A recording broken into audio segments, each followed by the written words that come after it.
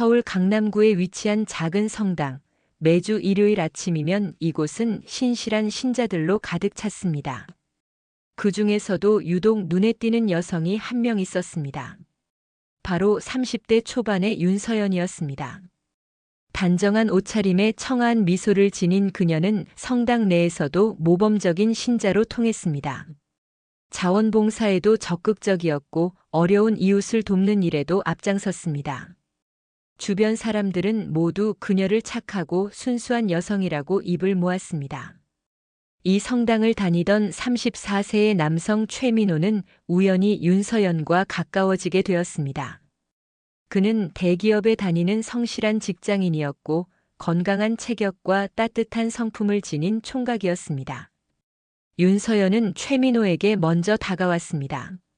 성당 봉사활동을 함께하면서 자연스럽게 친분을 쌓아갔고 어느새 둘은 연인 사이로 발전했습니다. 최민호는 그녀의 순수함에 마음을 빼앗겼습니다. 데이트를 할 때마다 윤서연은 항상 배려심 깊고 다정했습니다. 그녀는 최민호의 이야기를 경청했고 그의 고민을 함께 나눴습니다. 교제를 시작한 지 석 달쯤 지났을 때 윤서연은 최민호에게 부탁 하나를 했습니다. 자신의 오빠가 건강검진을 받아야 하는데 같이 병원에 가서 혈액 검사를 받아줄 수 있냐는 것이었습니다.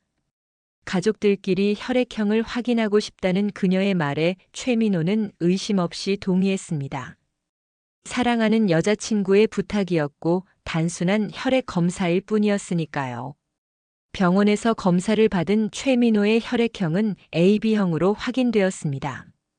윤서연은 검사 결과를 확인하고는 환하게 웃으며 고맙다는 말을 건넸습니다.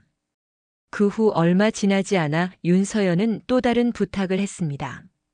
이번에는 헌혈을 함께 가자는 제안이었습니다. 그녀는 정기적으로 헌혈을 하는 습관이 있다며 최민호도 함께하면 좋겠다고 말했습니다. 최민호는 이번에도 흔쾌히 응했습니다.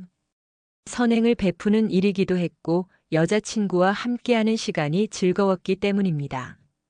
그런데 이상한 점이 있었습니다. 헌혈센터가 아니라 특정 병원으로 향했고 그곳에서 직접 수혈 절차를 진행한다는 것이었습니다. 윤서연은 급히 수혈이 필요한 환자가 있다며 이렇게 직접 수혈하는 것이 더 효과적이라고 설명했습니다. 최민호는 그녀의 말을 믿었습니다. 병원 침대에 누워 수혈을 진행하는 동안 그는 자신이 누군가의 생명을 구하고 있다는 생각에 뿌듯함마저 느꼈습니다. 수혈이 끝난 후 윤서연은 최민호를 꼭 껴안으며 눈물을 흘렸습니다. 그녀는 정말 고맙다며 최민호 덕분에 소중한 생명을 구할 수 있었다고 말했습니다. 최민호는 그저 자신이 한 일이 누군가에게 도움이 되었다는 사실에 기뻤습니다. 그렇게 석 달이 더 흘렀습니다. 최민호와 윤서연의 관계는 더욱 깊어졌고 최민호는 슬슬 결혼을 생각하기 시작했습니다. 그런데 이상하게도 윤서연은 자신의 집이나 가족을 소개하는 것을 계속 미뤘습니다. 바쁘다는 핑계, 집안 사정이 복잡하다는 변명이 이어졌습니다. 최민호는 조금씩 의문을 품기 시작했지만 사랑하는 마음이 더 컸기에 그녀를 다그치지 않았습니다. 어느 날 최민호는 우연히 윤서연이 다른 남성과 함께 있는 모습을 목격했습니다. 그것도 병원 앞에서였습니다. 최민호는 깜짝 놀라 그녀에게 전화를 걸었지만 윤서연은 전화를 받지 않았습니다. 불안함을 느낀 최민호는 직접 그 병원으로 향했습니다. 병원 로비에서 그는 윤서연을 다시 발견했습니다. 그녀는 30대 중반으로 보이는 남성과 함께 있었고 그 남성은 휠체어에 앉아 있었습니다. 남성의 얼굴은 창백했고 병색이 역력했습니다. 최민호가 다가가자 윤서연은 당황한 표정을 지었습니다. 그녀는 황급히 최민호를 병원 밖으로 데리고 나왔습니다. 최민호는 그 남성이 누구냐고 물었습니다. 윤서연은 한참을 망설이다가 결국 입을 열었습니다. 그는 자신의 오빠라고 했습니다. 백혈병을 앓고 있어서 정기적으로 병원 치료를 받아야 한다는 것이었습니다. 최민호는 그제야 이전에 자신이 받았던 혈액 검사와 수혈의 의미를 이해하게 되었습니다. 그는 윤서연의 오빠를 위해 헌혈한 것이었습니다. 하지만 뭔가 석연치 않았습니다. 왜 처음부터 솔직하게 말하지 않았을까요? 최민호는 윤서연에게 더 자세한 설명을 요구했습니다. 그녀는 울먹이며 말했습니다. 오빠의 병이 너무 심각해서 정기적인 수혈이 필요한데 혈액형이 특이한 AB형이라 구하기가 어렵다고 했습니다. 그래서 AB형인 최민호를 만났을 때 큰 희망을 느꼈다고 고백했습니다. 최민호는 그녀의 눈물에 마음이 약해졌습니다. 그는 오히려 미안한 마음마저 들었습니다. 최민호는 윤서연에게 말했습니다. 앞으로도 필요하면 언제든지 수혈해 주겠다고 솔직하게 말했으면 더 기꺼이 도와줬을 거라고 위로했습니다. 윤서연은 최민호를 껴안으며 연신 고맙다는 말을 반복했습니다.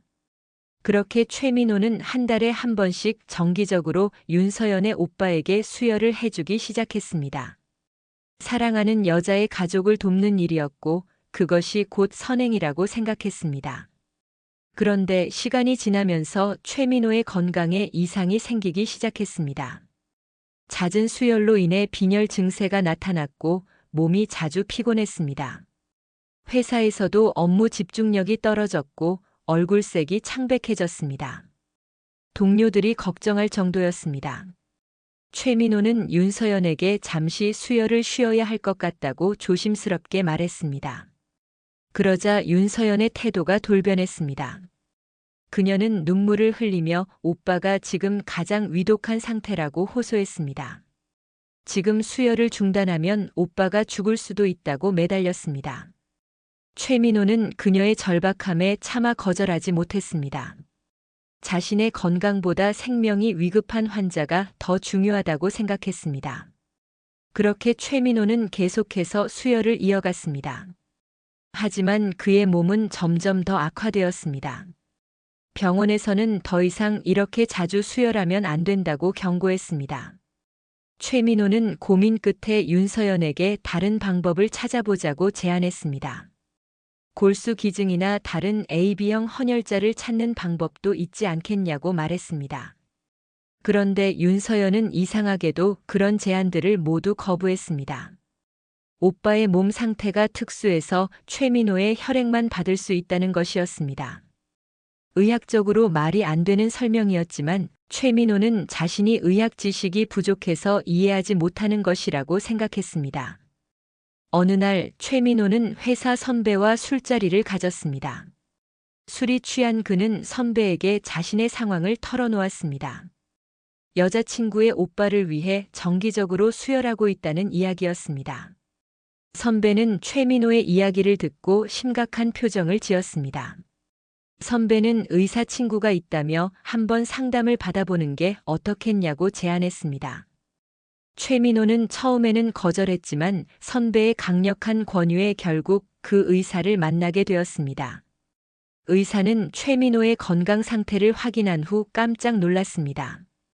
이렇게 자주 수혈하는 것은 생명의 위협이 될 수 있다고 경고했습니다. 그리고 더 충격적인 말을 했습니다. 백혈병 환자에게 이런 식으로 직접 수혈하는 것은 의학적으로 권장되지 않는 방법이라는 것이었습니다. 오히려 환자에게도 위험할 수 있다고 설명했습니다. 최민호는 혼란스러웠습니다. 그렇다면 지금까지 자신이 해온 수혈은 무엇이었을까요? 의사는 최민호에게 조언했습니다. 여자친구와 그녀의 오빠가 정말로 치료를 받고 있는 병원이 어디인지 정확히 확인해 보라고 했습니다. 그리고 가능하면 담당 의사와 직접 상담해 보는 것이 좋겠다고 덧붙였습니다. 최민호는 그날 밤 잠을 이루지 못했습니다. 의심이 싹트기 시작했습니다. 혹시 윤서연이 자신에게 무언가를 숨기고 있는 건 아닐까요? 다음 날 최민호는 윤서연에게 연락했습니다. 다음 수혈 때 담당 의사와 직접 이야기를 나누고 싶다고 말했습니다. 윤서연은 당황하는 기색이었지만 최민호를 안심시키려는 듯 알겠다고 대답했습니다. 약속된 날 최민호는 병원에 도착했습니다. 그런데 이상하게도 윤서연은 나타나지 않았습니다. 전화를 해도 받지 않았습니다. 최민호는 불안한 마음에 병원 접수처에 가서 윤서연의 오빠 이름으로 환자를 찾아봤습니다. 놀랍게도 그런 이름의 환자는 등록되어 있지 않았습니다. 최민호는 당황해서 혹시 다른 이름으로 등록되어 있을 수도 있다며 백혈병 병동에 입원한 30대 남성 환자 명단을 확인해달라고 요청했습니다. 병원 직원은 개인정보 보호 때문에 함부로 알려줄 수 없다고 했습니다. 최민호는 답답한 마음에 병원 복도를 걸어다니며 윤서연이나 그녀의 오빠를 찾으려 했습니다. 그때였습니다. 복도 끝에서 윤서연의 모습이 보였습니다. 그녀는 휠체어를 밀고 있었고 휠체어에는 그 남성이 앉아 있었습니다. 최민호는 그들을 따라갔습니다. 윤서연은 병실로 들어갔고 최민호는 조금 떨어진 곳에서 지켜봤습니다. 잠시 후 윤서연이 병실에서 나왔습니다. 그녀는 간호사와 이야기를 나누고 있었습니다. 최민호는 조심스럽게 다가가 그들의 대화를 엿들었습니다. 간호사가 윤서연에게 말했습니다. 남편분의 상태가 많이 호전되었다는 내용이었습니다. 최근 받은 수혈 덕분에 혈구 수치가 안정되었다고 했습니다. 최민호는 그 자리에서 얼어붙었습니다. 남편이라고요. 오빠가 아니라 남편이었습니다. 윤서연은 기혼 여성이었고 그 남성은 그녀의 남편이었습니다. 최민호는 충격에 휩싸였습니다. 모든 것이 거짓이었습니다. 최민호는 윤서연을 붙잡았습니다. 그녀는 깜짝 놀라며 뒤를 돌아봤습니다. 최민호의 얼굴을 본 윤서연은 창백해졌습니다. 최민호는 차분하게 물었습니다. 오빠가 아니라 남편이었냐고 자신을 속인 이유가 무엇이냐고 따졌습니다. 윤서연은 한참 동안 말을 잇지 못했습니다. 그러다 결국 눈물을 흘리며 모든 것을 고백하기 시작했습니다. 윤서연의 남편 이강민은 2년 전 백혈병 진단을 받았습니다. 치료 과정은 험난했고 경제적으로도 큰 부담이었습니다. 이강민은 AB형 혈액형을 가지고 있었는데 정기적인 수혈이 필요했습니다. 하지만 AB형 혈액은 구하기가 쉽지 않았습니다.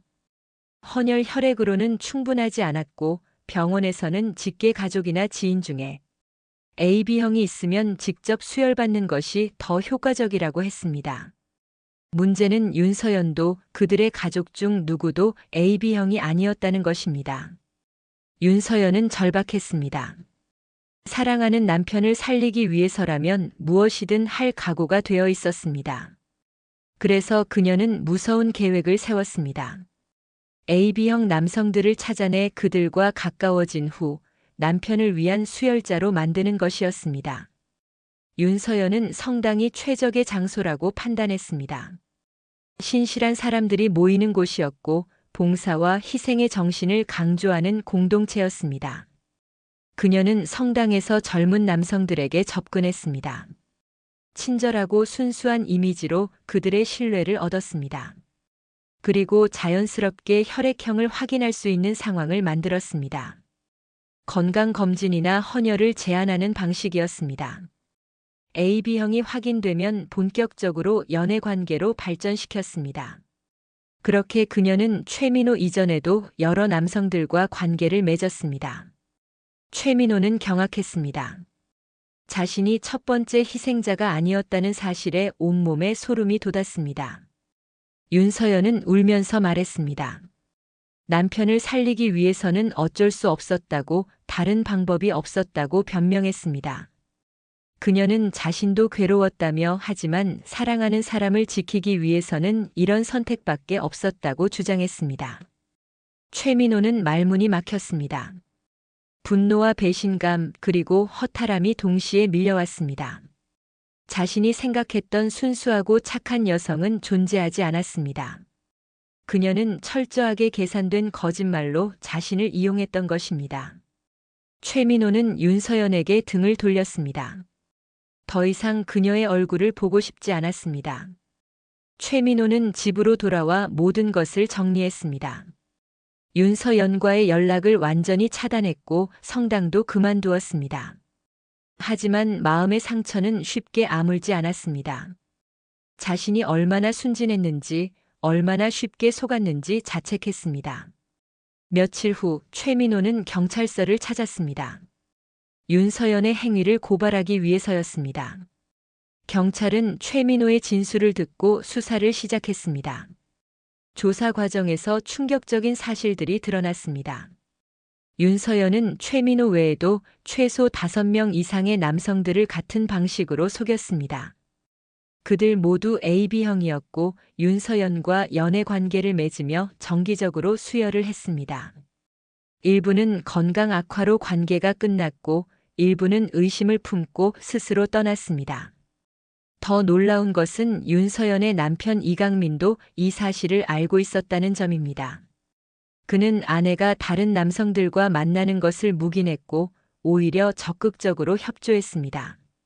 자신의 생명을 연장하기 위해서라면 아내의 희생도 감수할 수 있다고 생각했던 것입니다. 부부는 공모하여 죄 없는 남성들을 속이고 이용했습니다. 경찰은 윤서연과 이강민을 사기 및 상해 혐의로 입건했습니다.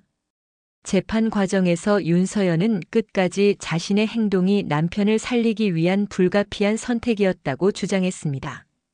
그녀는 사랑하는 사람을 지키려는 마음이 잘못된 것이냐고 반문했습니다. 하지만 법원은 그녀의 주장을 받아들이지 않았습니다. 판사는 판결문에서 이렇게 말했습니다. 아무리 절박한 상황이라 해도 타인을 속이고 이용하여 건강을 해치는 행위는 정당화될 수 없다고 했습니다.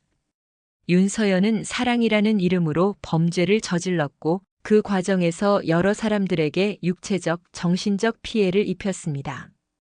법원은 윤서연에게 징역 3년을 선고했고 이강민에게는 징역 2년의 집행유예를 선고했습니다.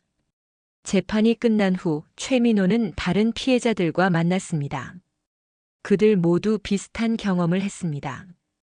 윤서연의 순수한 미소에 속았고 선행을 베푼다고 생각하며 수혈했습니다. 하지만 결국 모두 건강을 해쳤고 정신적 트라우마를 안게 되었습니다. 그들은 서로를 위로하며 이 일을 교훈 삼아 다시 일어서기로 다짐했습니다. 이 사건은 언론에 크게 보도되었습니다. 사람들은 충격을 받았습니다. 천사 같은 얼굴 뒤에 악마 같은 계획이 숨어 있었다는 사실에 경악했습니다. 많은 이들이 윤서연을 비난했지만 일부에서는 그녀의 절박했던 심정을 이해한다는 의견도 있었습니다. 하지만 대부분은 동의했습니다. 아무리 사랑하는 사람을 위한 일이라도 타인을 속이고 해치는 행위는 결코 용납될 수 없다는 것을요. 최민호는 이 사건 이후 사람을 믿는 것이 두려워졌습니다. 누군가의 순수한 미소도 친절한 행동도 쉽게 믿을 수 없었습니다. 하지만 시간이 지나면서 조금씩 회복했습니다. 상담 치료를 받았고 가족과 친구들의 도움으로 마음의 상처를 치유해 갔습니다. 건강도 천천히 되찾았습니다. 1년 후 최민호는 다시 성당을 찾았습니다. 이번에는 진짜 봉사를 하기 위해서였습니다. 자신이 당한 아픔을 다른 이들이 겪지 않도록 사람들에게 경각심을 일깨워주고 싶었습니다. 그는 자신의 경험을 나누며 맹목적인 신뢰가 아닌 건강한 관계 맺기의 중요성을 강조했습니다. 윤서연은 교도소에서 복역 중입니다. 그녀는 여전히 자신의 행동이 사랑에서 비롯된 것이라고 믿고 있습니다. 하지만 이제는 그 사랑이 잘못된 방향으로 흘렀다는 것을 조금씩 깨닫고 있습니다. 남편 이강민은 윤서연의 수감 후 홀로 투병 생활을 이어가고 있습니다. 그는 아내 때문에 여러 사람들이 상처받았다는 사실에 죄책감을 느끼고 있습니다. 이 이야기는 우리에게 많은 것을 생각하게 합니다. 사랑의 이름으로 얼마나 많은 일들이 정당화되는지, 그리고 그 경계는 어디까지인지 고민하게 됩니다. 윤서연의 행동은 명백한 범죄였지만 그녀를 그런 선택으로 내몬 절박함도 무시할 수 없습니다. 하지만 분명한 것은 아무리 절박해도 타인을 속이고 해치는 것은 결코 옳지 않다는 사실입니다. 우리는 이 사건을 통해 배워야 합니다. 겉모습만으로 사람을 판단해서는 안 되며 맹목적인 신뢰 역시 위험할 수 있다는 것을 말입니다. 동시에 진정한 사랑은 상대방을 이용하는 것이 아니라 함께 어려움을 극복해 나가는 것임을 기억해야 합니다. 윤서연은 남편을 살리려 했지만 결국 더 많은 사람들을 아프게 했습니다. 최민호와 다른 피해자들은 이제 조금씩 일상으로 돌아가고 있습니다. 상처는 남아있지만 그들은 이 경험을 통해 더 강해졌습니다. 그리고 진정한 선이란 무엇인지, 건강한 관계란 어떤 것인지 배웠습니다. 이들의 용기 있는 고발이 있었기에 윤서연의 범죄는 멈출 수 있었고 더 이상의 피해자가 나오지 않게 되었습니다. 여러분, 오늘 이야기는 여기까지입니다. 믿기 힘든 실화였지만 실제로 일어난 일입니다. 우리 주변에는 겉으로 보이는 것과 전혀 다른 사람들이 있을 수 있습니다. 하지만 그렇다고 모든 사람을 의심하며 살 수는 없습니다. 중요한 것은 건강한 경계를 유지하며 스스로를 지키는 지혜를 갖는 것입니다. 진정한 사랑과 선의는 결코 누군가를 속이거나 해치지 않습니다. 이 점을 꼭 기억해 주시기 바랍니다. 긴 이야기 끝까지 들어주셔서 감사합니다.